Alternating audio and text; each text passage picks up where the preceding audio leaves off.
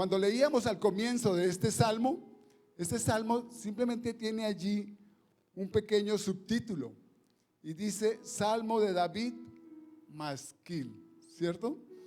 Y entonces el origen de esa palabra masquil realmente es incierto y se ha interpretado de varias maneras. En algunas ocasiones se ha interpretado como que se trata de un poema, que se trata de un cántico, de una canción, o que también puede llevar muchas veces expresiones de inteligencia, de sabiduría, de piedad, y otros lo entienden como un poema más bien de carácter contemplativo. Pero cuando usted mira esta porción de la palabra de Dios, va a encontrar también en otras, allí mismo dentro de los salmos y en otras porciones, esa misma introducción o ese mismo subtítulo, Salmo de David Masquil. En 13 oportunidades está ese subtítulo. Y ese subtítulo, como decía, está lleno también en muchas de estas expresiones de sabiduría, expresiones que muestran experiencia, que como lo decía también es la contemplación de una meditación digna, porque hay expresiones allí como Selah que implican eso, un silencio, como un espacio para meditar, como un espacio para reflexionar, hace allí como una pausa, ¿cierto? El Salmo de manera específica no nos dice un tiempo en el cual de pronto David estaba, digamos, pasando por algo, o sea, no vemos una situación como si en otros salmos lo podemos deducir, pero no hay un tiempo específico en el cual podamos establecer en cuál él se inspiró o el Señor le mostró para que escribiera este salmo. Lo cierto es que dentro del carácter de los salmos que hemos visto, este es un salmo penitencial, así se le llama, un salmo de penitencia, pero también es un salmo que nos muestra la alegría, el gozo del alma rescatada, del alma que ha sido perdonada, del alma que ha sido redimida, amén. Y esa alma se regocija de las maravillas, de la gracia de Dios, ¿cierto? Eso es lo que nos empieza a mostrar. Pero también está allí cómo se lidia con el pecado, cómo hay una tristeza que es consolada, pero también una ignorancia que es instruida. Y se dice por parte de un teólogo, James Montgomery, que este era el salmo preferido de San Agustín y que él lo había hecho inscribir o registrar en una de las paredes de su habitación antes de morir para que él pudiese meditar mejor sobre este salmo, sobre todo esto que el Señor nos está mostrando aquí en esta mañana. Pero lo cierto es que este es un salmo de alegría, es un salmo que nos muestra júbilo, gozo, una alegría bastante importante porque digamos que el salmista expresa aquí cómo ha sido liberado del pecado, cómo ha sido liberado de esa carga de iniquidad, ¿cierto? Y tal vez algunos de nosotros, si no todos, hemos pasado por momentos también en el que hemos sentido que necesitamos acercarnos al Señor porque le hemos ofendido, porque hemos pecado, porque le hemos fallado, ¿cierto? ¿O hay aquí alguien que sea perfecto? Creo que no somos perfectos. De una u otra manera hemos pecado. Además la palabra dice, por cuanto todos, ¿qué? Cuando todos pecaron, ¿cierto? O sea que somos imperfectos. Entonces, casi que nosotros nos podemos identificar fácilmente con esta situación que está viviendo o nos está plasmando la palabra de Dios en esta mañana. Y yo he llamado esta enseñanza de la aflicción al júbilo por el perdón, de la aflicción, de la angustia, de la desazón, ¿cierto? Al gozo, a una alegría, a un júbilo muy intenso. Entonces, ese es el título, de la aflicción al júbilo por el perdón, para los que toman nota. Y la he dividido en 3 partes, en 3 grandes partes. Pero cada una parte tiene unos subpuntos y ustedes allí, los que toman nota, pues van a poder ir estructurando así las cosas. Entonces la primera parte la ha llamado Dios me bendice al perdonar mis pecados. ¿Amén? ¿Sí lo cree usted que Dios le bendice cuando perdona sus pecados? Gloria a Dios, gloria al Señor. Y entonces vamos a desarrollar esa primera parte entre los versos 1 y 2 de esta porción de la palabra del Señor. Dice ahí el verso 1 especialmente, dice, bienaventurado aquel cuya transgresión ha sido perdonada y cubierto su pecado. Entonces allí el salmista está hablando de una gran bendición, ¿cierto? De una gran bendición que recibe el hombre, que recibe la mujer, que entiende y que accede a ese perdón que Dios tiene para nuestras vidas cuando le fallamos. Amén. Entonces aquí lo que nos muestra es que esa transgresión que ha sido perdonada ha sido cubierta, o sea, ese pecado ya no está expuesto, ese pecado ya no está visible ahí, ya no lo veo, el Señor ya no lo ve, ¿cierto? Dice que bienaventurado aquel cuya transgresión, cuyo pecado ha sido ¿qué? Perdonado y está cubierto su pecado, ¿cierto? Y empieza con la palabra bienaventurado, que es una palabra que nos muestra gozo, que nos muestra felicidad, pero no una felicidad cualquiera, sino una felicidad extraordinaria, amén. Y ese pecado ha sido cubierto ¿por quién? Por la sangre preciosa del Cordero Santo, amén. Cuando miramos nosotros la palabra de Dios allí en Primera de Juan, capítulo 3, verso 5, dice que Él, Cristo, apareció para quitar nuestros pecados. Él apareció para borrar nuestras iniquidades. Él apareció para cancelar nuestros pecados, amén. Y así es como nos lo muestra la palabra. En Juan 1:3, en Primera de Juan también 3:8, dice que el que practica el pecado es del diablo, porque el diablo peca desde el principio. Para esto apareció el Hijo de Dios, para deshacer ¿qué? Las obras del diablo. Para eso apareció el Señor, para borrar nuestros pecados, para borrar nuestras iniquidades. Cuando nosotros los confesamos y nos arrepentimos, ¿Él qué? Los borra, ¿cierto? Él nos ha redimido de esa carga de pecado y de iniquidad. Entonces, como decía, esa palabra bienaventurado aquel, es una expresión que está allí en plural, ¿cierto? Es una expresión que está en plural, que significa como doble gozo, como una montaña de deleite, una montaña de alegría, una montaña de gozo por haber sido, ¿qué? Perdonada mi transgresión, por haber sido perdonado mi pecado.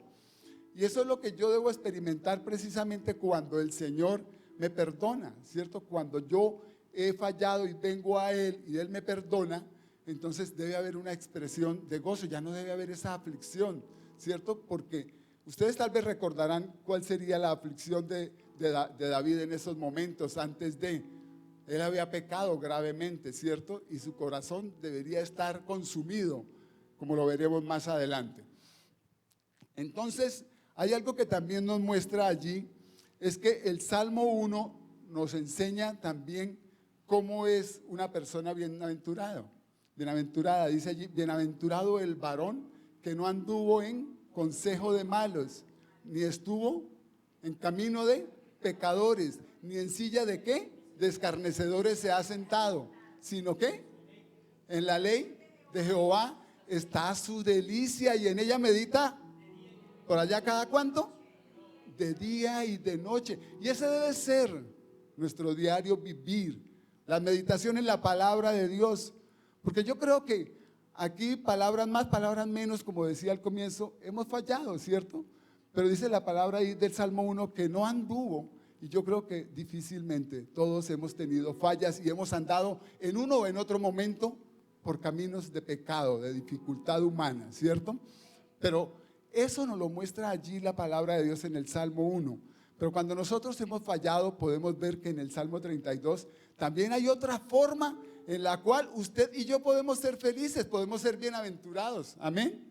Porque dice allí que bienaventurado, ¿qué? Aquel cuya transgresión ha sido, ¿qué? Perdonada, que ha sido cubierto su pecado. O sea, allí también en el Salmo 32 podemos también nosotros gozarnos y alegrarnos de que al confesar nuestros pecados, al ser redimidos por ellos, podemos también tener ese gozo, esa alegría, esa bendición de ser perdonados por el Señor. Amén.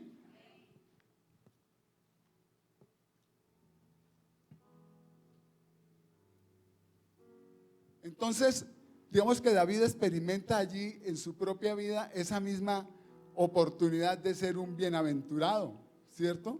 Él lo experimenta, como quien dice, en carne propia. Dice la palabra de Dios que David era un hombre conforme ¿al qué? Al corazón de Dios, ¿no? Cuando usted revisa allí el libro de los Hechos en el capítulo 13, verso 22, allí le está mostrando o nos está mostrando que David es un hombre conforme al corazón de Dios. Tremendo, ¿cierto? Pero así como él es un ser humano al igual que usted y yo, y él también falló, ¿cierto? Porque nosotros podemos recordar que él cometió ¿qué?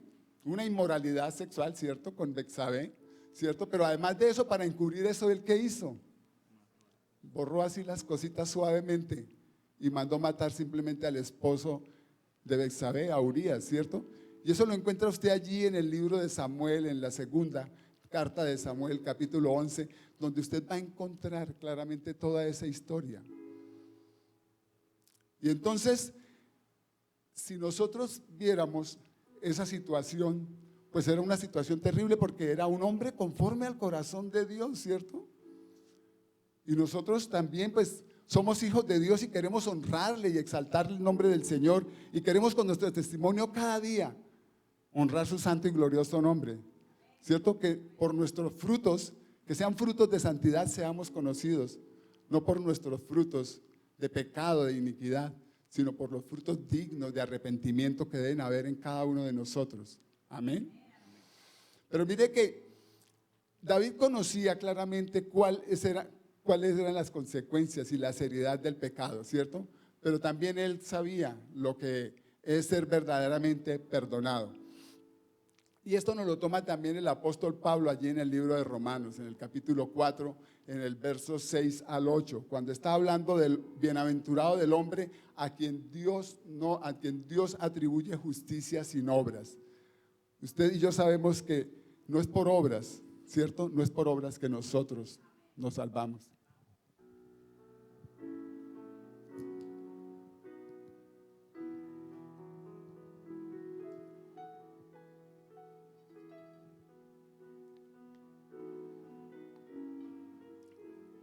Disculpen un segundo. No es por obras, ¿cierto? Y entonces el libro de Romanos allí nos hace esa referencia a que es bienaventurado el hombre a quien Dios no atribuye justicia sin obras. Porque no es por obras, ¿cierto? Si hubiese sido por las obras de David, él hubiese sido condenado. Si fuera por nuestras obras, no habría nada que hacer. Es solo por la misericordia y la justicia de Dios que podemos nosotros acceder a ese perdón. Amén. Entonces, no hay nada que hacer cuando nosotros por obras queremos hacer ello.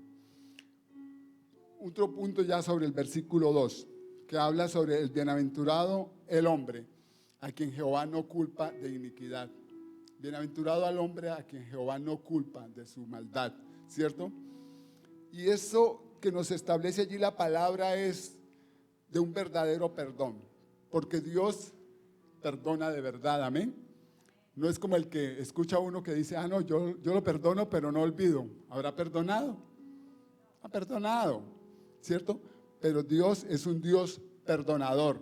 Y esto que nos habla allí precisamente es de que el Señor ya no culpa de iniquidad, porque ya su pecado y su transgresión ha sido perdonada y su pecado ha sido cubierto, ¿cierto? Nosotros recibimos esa gran bendición de Dios al ser perdonados por nuestro pecado, por nuestra iniquidad. Y en estos dos versículos hay tres palabras en las cuales se hace o se describe de alguna manera la condición de pecado. Si miramos allí en el verso 1, entonces la condición de pecado es la idea de transgresión, ¿cierto? Dice, cuya transgresión ha sido perdonada. Entonces la idea de ese pecado allí es de transgresión. Y cuando uno habla de transgresión es como cuando uno cruza la línea, el límite que le han puesto. Como cuando usted o yo de pronto infringimos una norma de tránsito, ¿sí? Entonces esa transgresión tiene que ver con esa violación de la norma de tránsito. Me comí el semáforo, como decimos hay veces, me comí el semáforo en rojo, o de pronto giré en una condición prohibida, o de pronto unos más avesados se metieron al carril de Transmilenio, de Metrolínea aquí en nuestro caso, ¿cierto? Entonces, esa parte de transgresión, cuando se refiere al pecado, tiene que ver con cruzar esa línea, ese límite, con el desafiar la autoridad, ¿cierto? Nos salimos en pico y placa sabiendo que no podemos salir, pero lo transgredimos y desafiamos la autoridad para que de pronto la autoridad, si nos ve, nos ponga un pequeño parte de 500,000 pesitos nomás y nos detenga ahí el vehículo y quedemos ahí parqueados. Entonces, de eso se trata cuando hablamos de transgresión. Pero hay otra palabra allí también que es específicamente el pecado, ¿cierto? Dice cubierto su pecado. Y esa idea de pecado allí es que se queda uno o la persona se queda corta en el compromiso con Dios. O sea, no da en el blanco donde tiene que dar, sino que hierra el blanco. Es una desobediencia realmente a lo que el Señor quiere y ha ordenado en su palabra que debemos nosotros hacer. Y no lo hacemos o lo hacemos a medias, y eso no quiere decir que sea satisfactorio, ¿cierto? Hemos errado. Pero allí también hay otra expresión que significa también pecado, y dice el versículo 2, ¿no culpa de qué? De iniquidad. Y eso tiene que ver también con un andar torcido, un andar chueco, ¿cierto? El Señor a través de su palabra nos manda a hacer sendas rectas, sendas correctas, ¿cierto? Y no andar por sendas tortuosas, sino andar por la senda antigua, por sendas que agraden al Señor. Pero además de esas tres palabras allí de manera simple, como se las he comentado, hay también tres términos que nos ayudan a entender cómo Dios se deshace del pecado.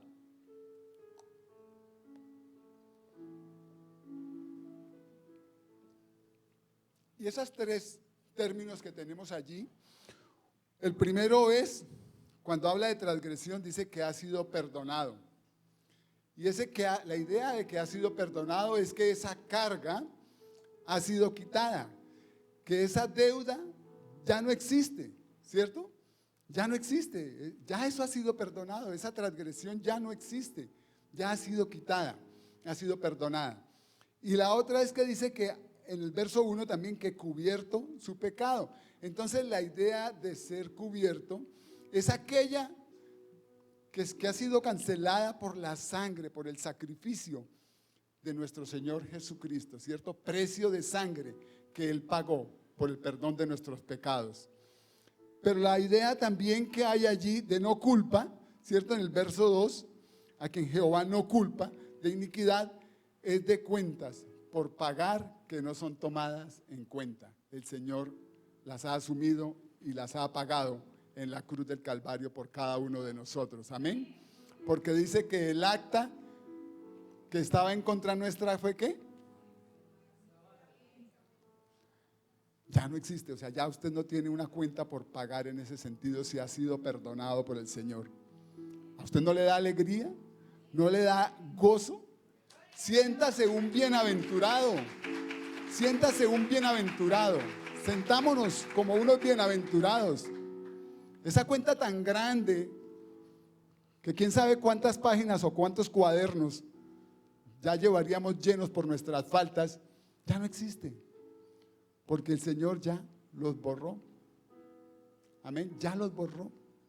Si usted ha venido delante de Él y ha hecho un arrepentimiento real, un arrepentimiento digno, ha sido honesto con el Señor y ha confesado su pecado, su maldad, su iniquidad, Él ya la borró, ya la borró. Y usted es un bienaventurado. Amén. Bueno, vamos a la segunda parte del versículo 2. Y dice, y en cuyo espíritu no hay engaño. En cuyo espíritu no hay engaño. La vida de David en esos momentos, cuando estaba en esa condición de pecado, pues es una vida tremenda, porque además de que había pecado, tenía que llevar una doble vida, ¿cierto? Aparentar algo. Estaba haciendo algo que le tocaba encubrirlo para que no lo pescaran, ¿cierto? Entonces era tremendo porque había pecado, pero también estaba haciendo otra serie de cosas, y dentro de esas, para que no lo descubrieran, hizo la más osada, que fue matar al esposo de Betsabé, ¿cierto? Esa fue una cuestión muy tremenda. Entonces, la palabra del Señor aquí nos dice, y en cuyo espíritu no hay engaño. Cuando ya David se arrepiente, ¿cierto? Esa vida y esa condición, tanto de pecado como de de imitación de una vida aparentemente buena, ya al haberse arrepentido y venir delante del Señor, confesar su pecado y ser perdonado, ya esa doble vida desapareció y su pecado también desapareció. Lo que quiere decir es que nosotros también, ya siendo perdonados en nuestra vida, ya no debe haber engaño. Usted ya no tiene por qué decir mentiras. Usted ya no tiene por qué hacer trampa. Usted ya no tiene por qué engañar. Porque la palabra del Señor me enseña que en ese espíritu mío ya no debe haber engaño, sino debe haber sinceridad. Por eso la palabra de Dios allí en el libro de Mateo, y tengo aquí la porción de la Nueva Versión Internacional en el capítulo 5, verso 37, dice: cuando ustedes digan sí, que sea realmente sí, y cuando digan no, que no sea no, que sea no, perdón. Cualquier cosa de más proviene del maligno. Tremendo. Nosotros tenemos que aprender, ¿cierto? Y que el Señor nos ayude para que cada día nuestro sí realmente sea sí y nuestro no sea no. No que muchas veces decimos sí, sí vamos, pero no, mejor le dije sí por salir del paso, pero mientras tanto aquí me quedo haciendo otra cosa o era por no cumplirle.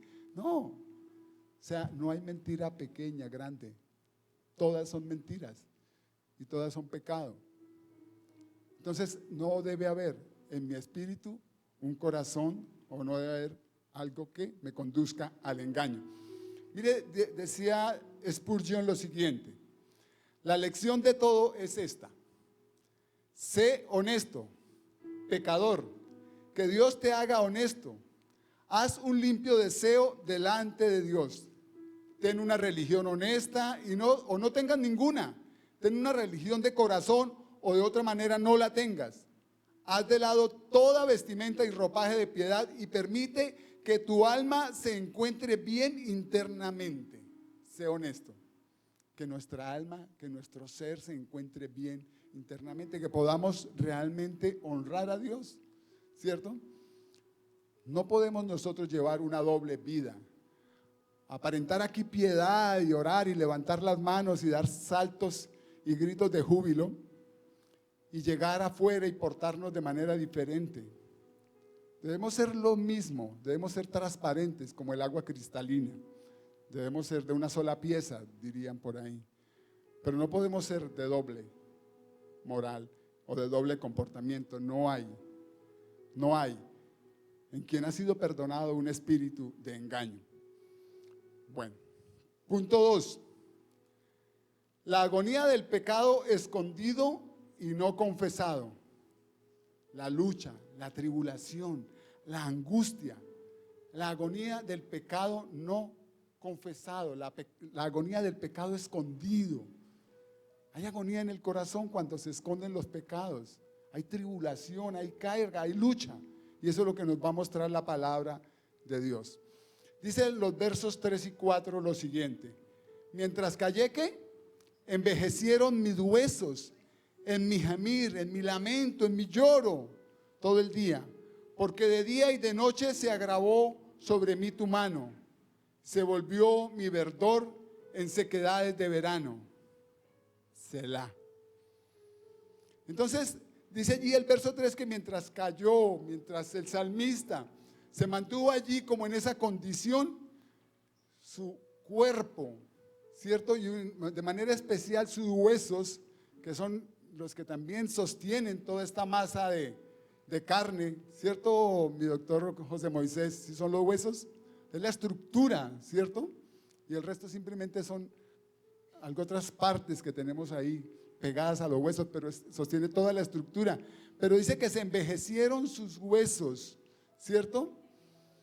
David allí ahora recordaba y nos hace, digamos, nos cuenta esa experiencia de ese estado espiritual, de esa condición mental, cuando mantuvo allí su pecado escondido, cuando mantuvo allí callado, ¿cierto? En lugar de confesarlo, en lugar de arrepentirse y venir delante de Dios. Pero mientras él cayó, lo que nos muestra la palabra de Dios es que sus huesos envejecieron. Y eso es lo que sucede en la vida cuando se guarda ese pecado allí hay un estrés en el ser, en el corazón del ser humano, ¿cierto? Y eso es lo que hizo que el salmista se sintiera pues con una condición física, como el caso de sus huesos, como si se sintiera viejo, oprimido, seco, desvanecido. Cuando usted da una página atrás, en el caso de mi Biblia, en el verso 10 del capítulo 31 o en el verso 9 y 10 de esta porción de la palabra de Dios, mire lo que nos enseña allí también el salmista. Dice: ten misericordia de mí, oh Jehová, porque estoy en angustia.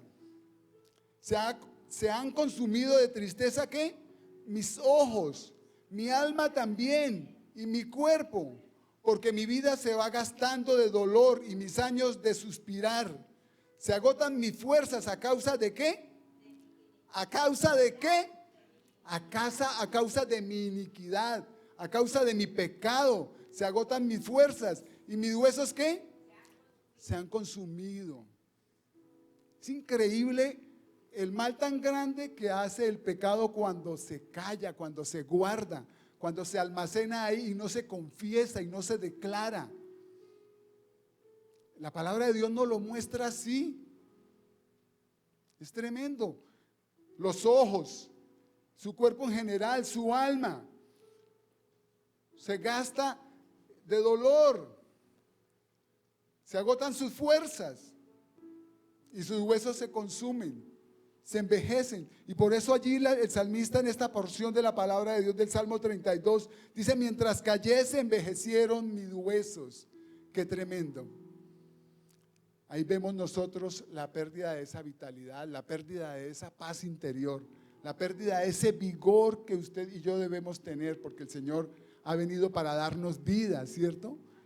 ¿Y vida en qué? No en escasez, sino Él ha venido para darnos vida y vida en abundancia. Pero es el pecado el que muchas veces viene a nosotros a quitarnos esa oportunidad de vivir felizmente. Nosotros debemos entender que somos bendecidos cuando realmente confesamos nuestros pecados. Y cuando confesamos nuestros pecados, también tenemos que tomar la decisión de vivir en integridad, de caminar en integridad delante de Dios y delante de los hombres. Si lo hacemos delante de Dios, pues delante de los hombres va a salir por añadidura, amén. Pero si muchas veces queremos andar solamente en integridad delante de los hombres, pues lo más probable es que a Dios le estemos fallando ya de arrancada. Entonces debemos andar en integridad siempre. Y ahí es donde surge también una pregunta para usted y para mí: ¿cómo está usted andando? ¿Cómo está su vida con Dios? ¿Está usted allí acallando, guardando su pecado, su iniquidad? Mire todo lo que puede causar, todo lo que puede causar. Y esto es algo transitorio, pero si al final de sus días todavía lo tiene guardado, qué terrible va a ser el tiempo de la eternidad para usted, porque no ha ido a buscar al Salvador de su vida, que es Jesucristo, el Señor. Amén. Vamos a otro punto de esta porción. Dice el verso 4a, dice: porque de día y de noche se agravó sobre mí tu mano. Se agravó sobre mí la mano del Señor. Sin duda, David fue lento para reconocer su pecado, ¿cierto? Y lo calló y lo mantuvo. Solo cuando vino el profeta y lo confrontó, fue que él se sintió descubierto. Pero si no, no sabemos cuánto más lo hubiera guardado. Pero allí fue confrontado y entonces allí él ya entendió, ¿cierto? Entendió que es esa miseria, esa condición por la que se le había grabado la mano del Señor, estaba conectada directamente por la presión misma que ejercía el pecado sobre su vida. Y él debía resolverla, ¿cierto? Él debía salir de allí. Y eso es lo que el Señor quiere en esta mañana también en su vida. Si hay allí algo que usted está callando, que está en contra de lo que es la voluntad de Dios, y no está agradando usted al Señor porque tiene allí una iniquidad, tiene allí un pecado, tiene algo que ofende al Señor, no lo calle, declárelo delante de Él. Venga delante de la presencia de Él y confiese ese pecado. A mí me gusta traerle aquí algunas partecitas de predicadores. Dice uno de la siguiente forma, hablando precisamente de cómo se agrava la mano del Señor. La mano de Dios ayuda mucho cuando nos levanta, ¿cierto? La mano de Dios es poderosa y nos ayuda mucho cuando nos levanta, pero es terrible cuando nos oprime. Y la compara con esta situación que le pasó en la mitología griega a Atlas. Atlas fue castigado por Zeus, dice, y su castigo era cargar sobre sus hombros el mundo. Y dice, mejor un mundo sobre el hombro como Atlas, que la mano de Dios en el corazón como David. Es más fuerte. La mano de Dios sobre el pecador, tratando, llamando la atención, redarguyéndolo y convenciéndolo de pecado para que se arrepienta. Es más fuerte la mano del Señor. Pero muchas veces el corazón endurecido del pecador no entiende, no oye, no siente, no se inmuta, permanece ahí inane. Pero el Señor quiere que realmente ninguno se pierda, sino que todos procedan, ¿qué? Al arrepentimiento, que todos procedamos al arrepentimiento. David sufría bajo el resultado de su pecado, ¿cierto? Pero más por el pecado también era porque si era un hombre conforme al corazón de Dios, yo creo que su comunión con Dios estaba muerta, o sea, no había comunión con Dios.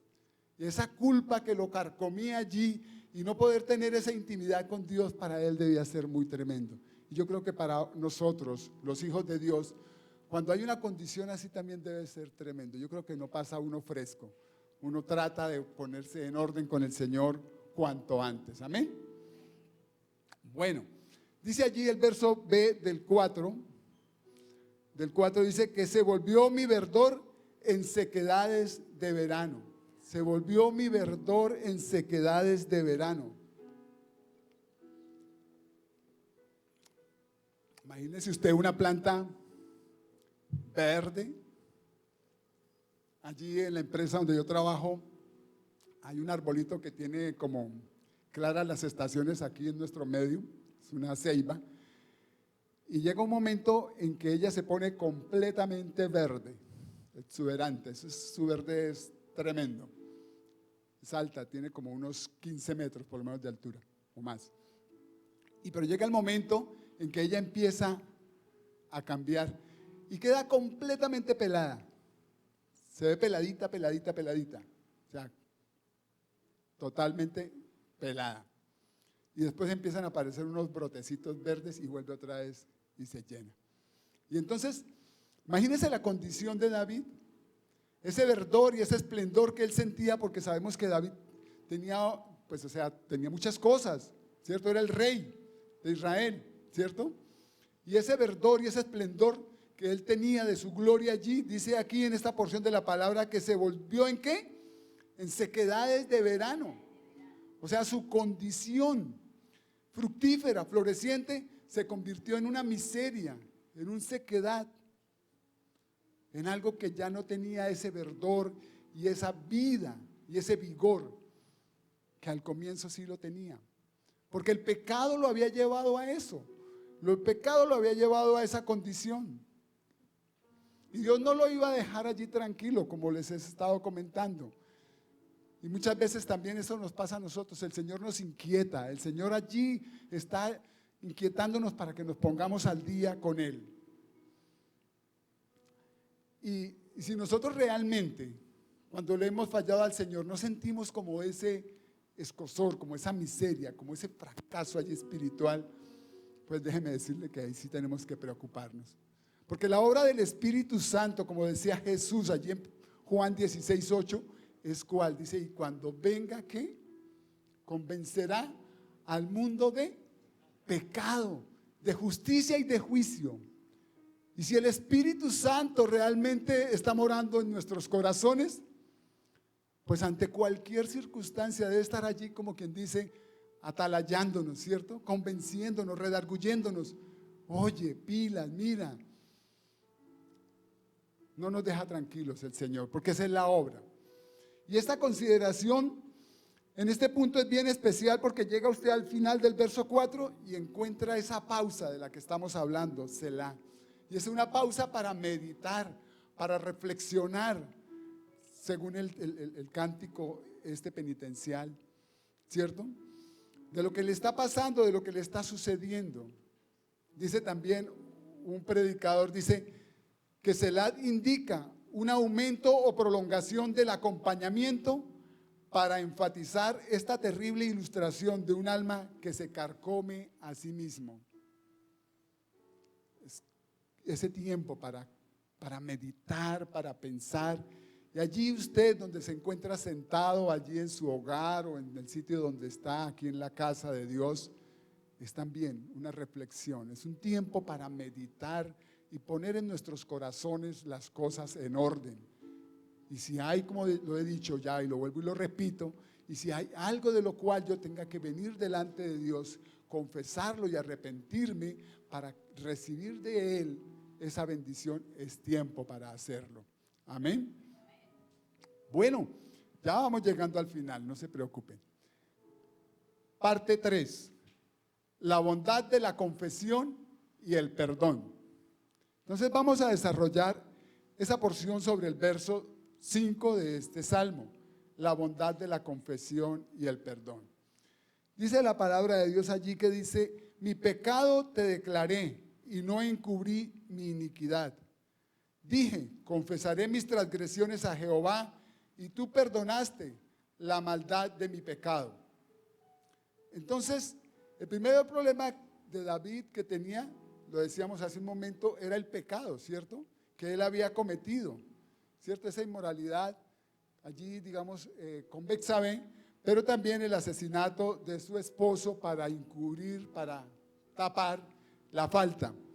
Y el segundo problema, como también lo habíamos referido antes, es esa doble condición de vida, ¿cierto? Una vida que no era la correcta, porque él debía o pretendía esconder su pecado. Pero mira que aquí, entonces, él declara que ¿qué hizo?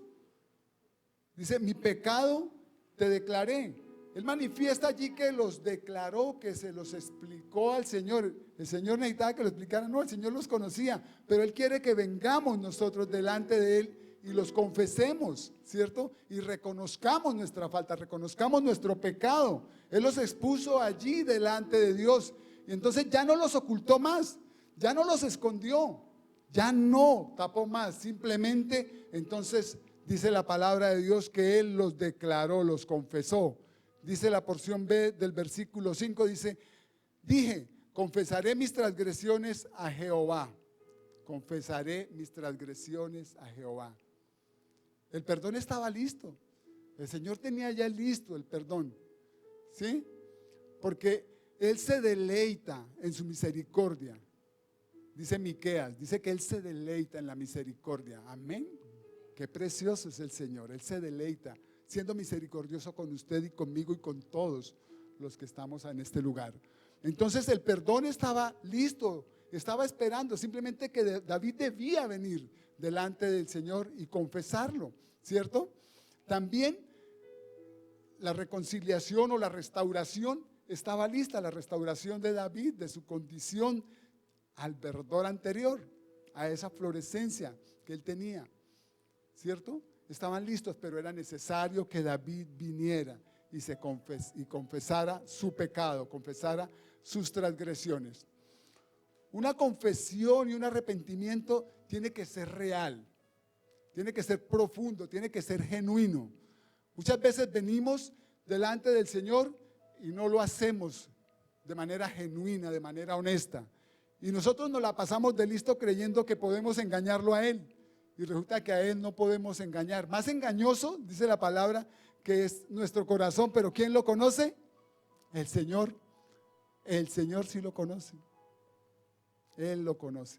Él conoce bien nuestros corazones. A Él no lo podemos engañar. Entonces, dice la palabra de Dios que si ese arrepentimiento es real, es genuino, es verdadero, cuando usted mira allí en Hechos 3:19, nos dice que así que arrepentíos y convertíos para que vengan de la presencia del Señor tiempos ¿de qué? De refrigerio. Miren qué tremendo. O sea, ya no se va a seguir deteriorando su vida con ese estrés que genera el pecado. O por tenerlo allí también guardado, aparentemente seguro. Pero mire, cuando nos arrepentimos y nos convertimos, la palabra de Dios cumple ese propósito de traer para su vida y para mi vida tiempos de bendición, tiempos de refrigerio. Amén. ¿O quiere seguir en el sequedal, aguantando sed? No desaproveche. Hay tiempos de refrigerio para su vida. Bueno, y otra de Spurgeon, para que me disculpen tantas veces que lo he citado aquí. Pero hay muchos, dice aquí esta parte, pero hay muchos que hacen confesiones sin tener un corazón quebrantado, ni ojos llorosos, ni lágrimas fluyendo, ni espíritu contrito. Sepan ustedes esto, que 1000 confesiones, si son hechas con corazones endurecidos, si no nacen de un verdadero espíritu contrito, solamente añadirán a tu culpa, ya que son burlas delante del Altísimo. Si no lo hacemos realmente de corazón, si no lo hacemos con un corazón sincero, con un corazón honesto, simplemente son ¿qué? Burlas, realmente. Y nosotros no podemos ser de los que dicen afuera que el que peca y reza. No, el que peca y reza no ha empatado, está perdiendo. Así es en la cancha del Señor.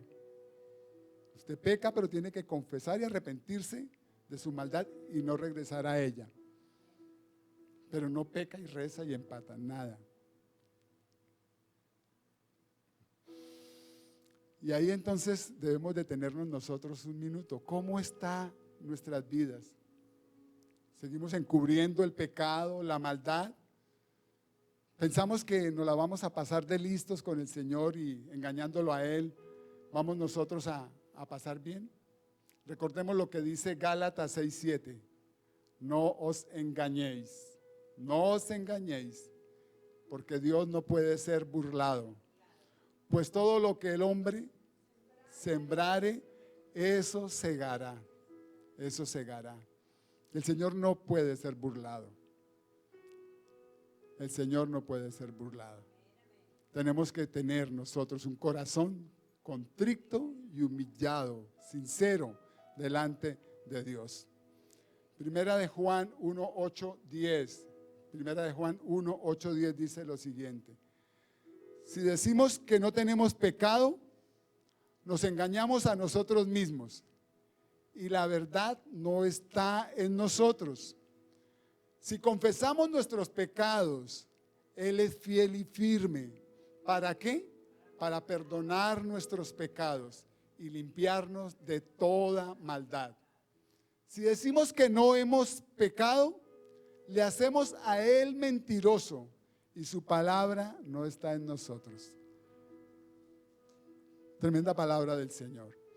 Nosotros tenemos que confesar nuestros pecados, porque Él es fiel y justo para perdonarnos. Él es fiel y justo para cumplir su palabra, para hacer esto que está aquí escrito.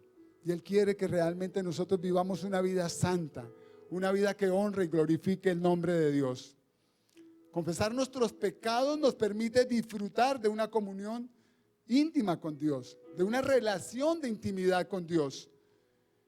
Esa relación con Dios que es de intimidad nos permite realmente recibir sus bendiciones y ser ese bienaventurado, aquel cuya transgresión ha sido perdonada y su pecado cubierto. Dice Miqueas 7:18-19, ¿qué Dios como tú, que perdona la maldad y olvida el pecado? El Señor olvida la maldad nuestra, perdona nuestra maldad, nuestro pecado, Él los olvida. Dice Isaías 43:25, yo soy el que borro tus rebeliones por amor de mí mismo y no me acordaré de tus pecados. No se acordará Él de tus faltas, Él no se acordará ya. de tus pecados. Y mucho menos tú deberías tenerlos ahí en tu corazón refrescándolos todos los días. O sacándolos en cara a otro. ¿No? Porque el Señor ya los borró.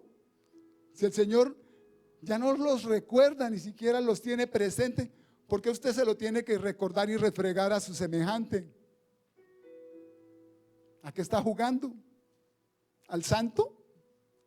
No, somos iguales, de imperfectos. Y el único que nos lleva en esa perfección para ir de gloria en gloria, de victoria en victoria, es el Señor. Y por eso cada día debemos ser perfeccionados para llegar a la medida de la estatura de la plenitud ¿de quién? De Cristo. Pero Él ya perdonó nuestros pecados, nuestras faltas. Él ya los perdonó.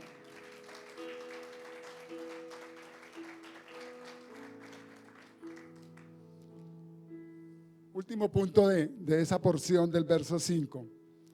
Y tú perdonaste la maldad de mi pecado. La confesión de ese pecado por parte de David hizo que obtuviera el perdón, ¿cierto? Que obtuviera el perdón de sus pecados, del perdón de sus faltas. Y así restauró ese compañerismo y restauró esa comunión con el Señor. David confesó y experimentó precisamente ese perdón inmediatamente. Así como el hijo pródigo también experimentó ese perdón, ¿cierto? Y fue restaurado al año, a los 2 años, inmediatamente fue restaurado. El Señor nos restaura inmediatamente. Amén. El Señor nos perdona y nos restaura de una vez. Usted no tiene que entrar en un proceso para su restauración, ¿no? El Señor te restaura de una vez. Si tú has ido delante de Él con un corazón sincero, con un corazón honesto, y has confesado tu pecado, tu maldad, el Señor te restaura. Y así como restauró a David, y así como nos muestra la palabra de Dios que el hijo pródigo fue restaurado, nosotros también cuando somos hijos pródigos y le fallamos, Él nos restaura. Pero usted no tiene que entrar en un proceso, porque usted ha sido honesto, porque usted ha sido realmente delante de Él, declarando lo que es su pecado, lo que es su iniquidad. Y el Señor lo perdona, y el Señor lo restaura. Amén. Y aquí tengo que decir de pronto que muchas veces nosotros pensamos que el pecado no tiene consecuencias, pero tiene consecuencias, desafortunadamente. O sea, le fallamos al Señor y hay consecuencias, ¿cierto? Y así lo experimentó también David, ¿cierto? Pero ¿qué es lo bueno? Que yo estoy con Dios y Él me ayuda a salir de esa condición. Él es el que me da la fuerza y la fortaleza. Por eso dice allí el libro de Efesios en el capítulo 6, dice: fortaleceos en el Señor. ¿Y en el poder de qué? En el poder de su fuerza. Y es en ese poder y en esa fuerza que nos da el Señor con la que nosotros vamos a superar esa circunstancia. ¿Que no la merecimos? Sí, por desobedientes. Porque nos estaban diciendo: oiga, no meta el dedo ahí en la candela que se va a quemar. No, pero yo lo meto porque quiero probar a ver a qué me sabe. Claro, me quemé, pero allí me quedó la ampolla, ¿cierto, médico? Me quedó la ampolla. Y entonces la ampolla tiene un proceso de sanación. Pues aquí también el pecado muchas veces, el Señor en su misericordia también nos da algo de lo cual tenemos nosotros que empezar a salir de eso. Pero con la ayuda de Él va a ser mucho más fácil, va a ser más llevadero. Y de pronto yo no sé con qué esté luchando allí en su corazón, pero déjeme decirle que hoy es tiempo para que venga delante del Señor y confiese su pecado. Y confiese ese pecado que ha callado y que está allí en su corazón y que le está trayendo también algunas consecuencias. Y busque que Él le ayude a salir de ello. Tal vez nosotros digamos: pero es que el pecado de David era un pecado gigantesco. Miren, es que adulteró y no es que mató. Déjeme decirle que no hay pecado grande para el Señor. Todos los pecados son pecados y Él perdona todos nuestros pecados. Ya para terminar, hay una porción de la palabra de Dios allí en el Salmo 86, 5, 7, que dice: porque tú, Señor, eres bueno y perdonador, y grande en misericordia para con todos los que te invocan. Escucha, oh Jehová, mi oración, y está atento a la voz de mis ruegos. En el día de mi angustia te llamaré, porque tú me respondes. Amén. Gloria a Dios. Cierre allí sus ojos, porque el Señor te responde. Gracias.